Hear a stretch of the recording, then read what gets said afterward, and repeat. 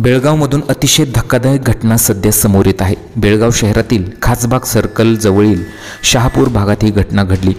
मयत ऐश्वर्या लाहोर असं या तरुणीचं नाव होतं, तर तिच्या प्रियकराचं नाव प्रशांत कुंडेकर असं होतं। प्रशांत आणि ऐश्वर्या यांचे गेल्या वर्षभरापासून प्रेम प्रकरण सुरू होतं, पण मागील काही दिवसांपासून दोघांमध्ये कुठल्यातरी कारणावरून वाद सुरू होता। प्रशांतने मंगळवारी दुपारी ऐश्वर्या हिला खासबाग सर्कल जवळील ओळखीच्या घरात एकांतात बोलवून घेतलं। त्या ठिकाणी दोघांच्यात वाद झाला। मग प्रशांतने धारदार चाकूने ऐश्वर्या हिच्यावर हल्ला केला।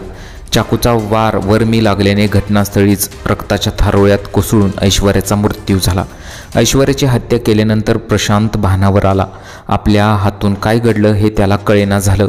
त्यानंतर त्याच चाकूने त्याने स्वतःवरही वार करून घेतले।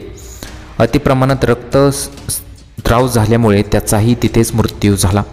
सायंकाळी जेव्हा घरातील मंडळी घरी परतली तेव्हा दार उघडून घरात प्रवेश करताच खोलीमध्ये रक्ताच्या थारोळ्यात पडलेले ऐश्वर्या आणि प्रशांतचा मृतदेह आढळून आला।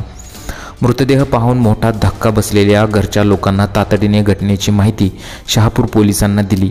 शहापूर पोलिसांनी तात्काळ घटनास्थळी धाव घेतली आणि पंचनामा करून ऐश्वर्या आणि प्रशांतचा मृतदेह उत्तरीय तपासणीसाठी सिव्हिल हॉस्पिटलमध्ये पाठवला। या घटनेमुळे परिसरात खळबळ उडालेली आहे।